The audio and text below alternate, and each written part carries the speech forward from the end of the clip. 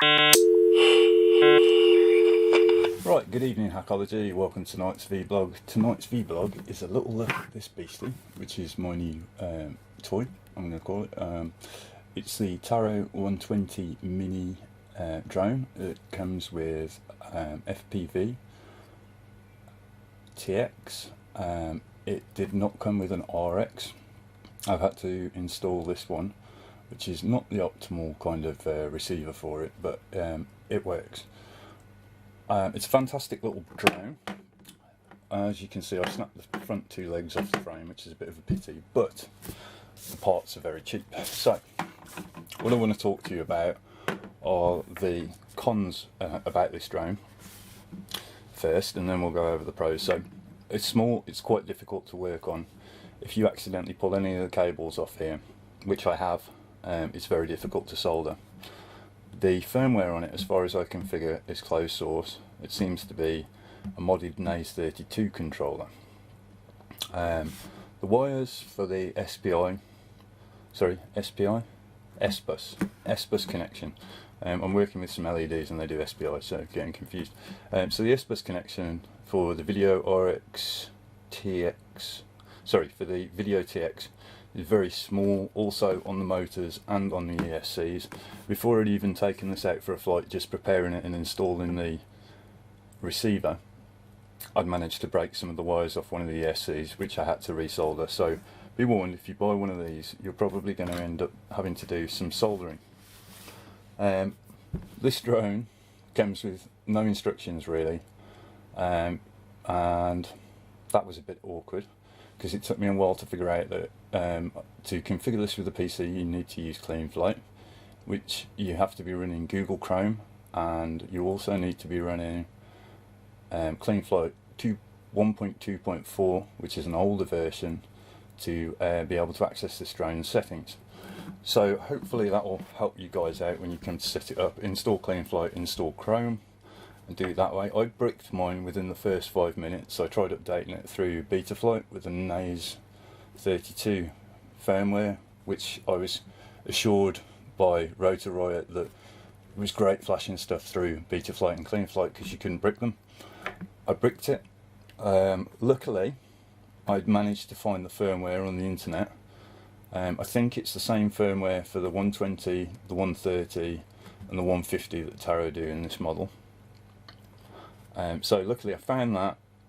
Used a program called STM Electronics Demonstrator GUI to reflash the firmware, crossed my fingers, and luckily when I connected it, it all came back to life. But it hadn't got the default settings, so then I had to go through and program CleanFlight with the default settings for the 120, which was rather a long process. Okay, so it's difficult to configure it if you're a noob to the hobby and you're just thinking about getting into it. I wouldn't buy this particular model, maybe, unless you really want to invest into it. I would get a cheaper one with a controller, and this is more aimed at people that want to fly FPV, that are used to it, that want cheap spares, that want something that's a little bit fun, that it doesn't really matter if they crash.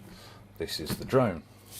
So not many instructions, not much documentation. There was loose hardware, so if you see here, I'm missing a screw from here and a screw from here, because the bolts were loose when I first set the drone up. In fact, that is another one. There was one missing before. So I've ordered some new hardware. Luckily it's all standard measurements, standard hardware to replace. I believe these are M2 screws, which is what I've ordered, so I'm hoping.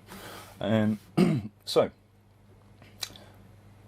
firmware settings after bricking this were quite challenging. I'll go through those on CleanFlight and put how I've got it set up on mine. I've got it bound to a DX6i using this cheap 6-channel receiver from eBay, which was challenging because I had to power the transmitter, put it into bind mode, bind the transmitter, and then connect it to the drone and configure S-bus.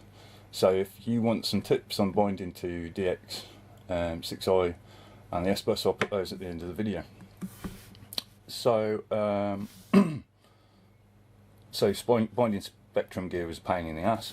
Space is an absolute premium on this. It's even difficult for me to get the battery and the receiver on there. There's no way you'd be able to fly this around with a GoPro. You might find a smaller action cam that you could fit to the front or the top of the frame somehow, but as for GoPros, I don't think you're going to get one on top of here. Plus the flight time that you get with a GoPro strapped to this would be terrible. So Clean Flight 1.2.4, don't forget that. So let's go over the pros.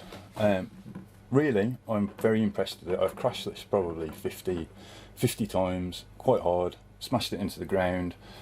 So far I've only broken props. I pulled some of the wires off the back of the camera yesterday, which I've had to solder back on. So if you're looking for the wiring on the back of the camera, that is ground,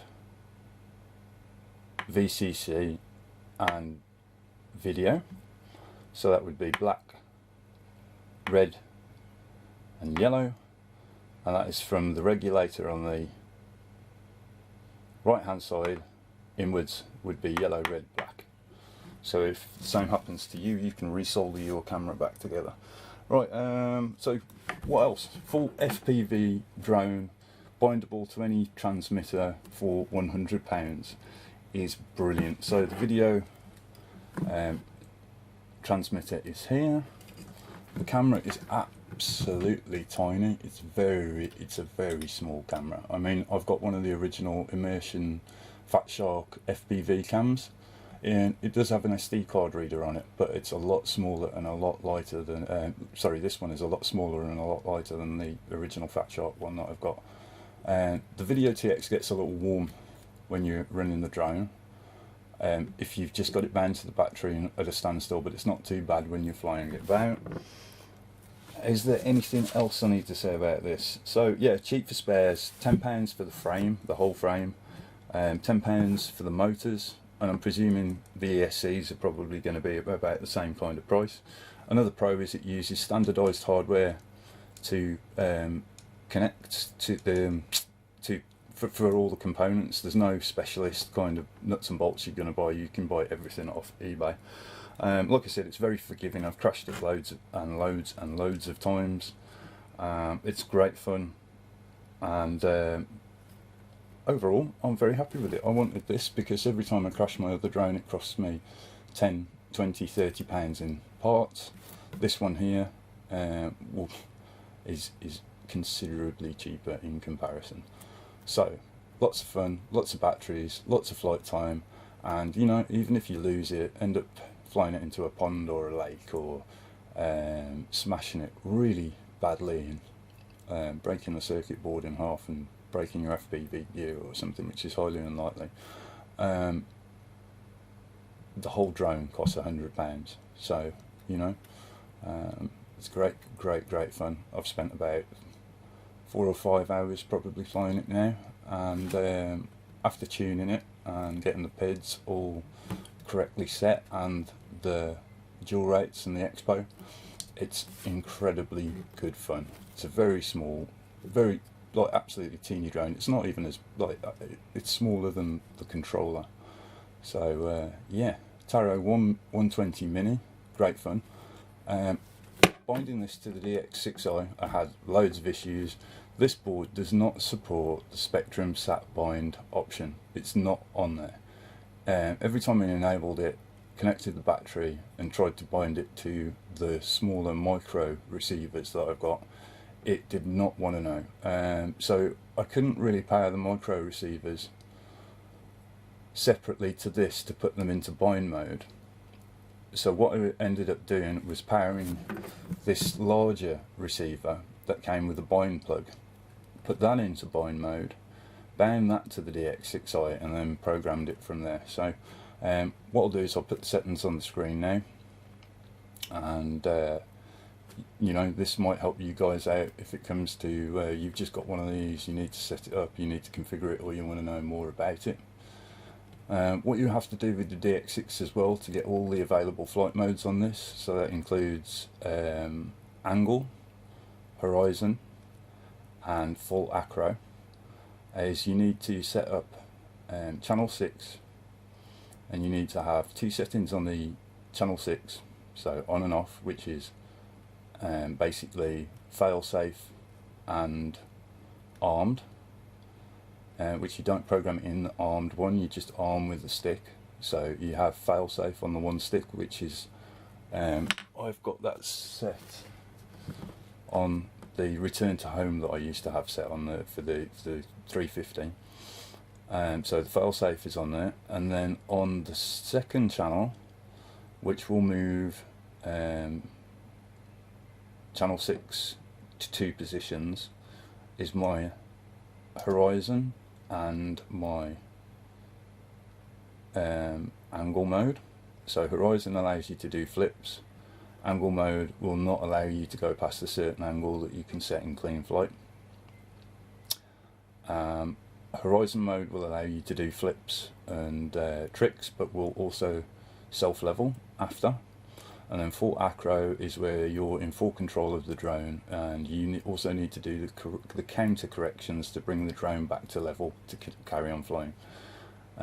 So that also, so that setting on your DX6i needs to be set up as another mix, which I've got as the lower switch on the controller, and then that will, so one switch on channel 6 goes between angle and horizon mode, and then the other switch on here introduces another mix to channel 6, which brings down the signal being sent to the drone by so many places.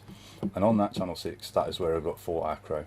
So I've got failsafe or failsafe off, right, then angle, horizon, and if I flip this switch at the back, it goes from horizon into full acro mode.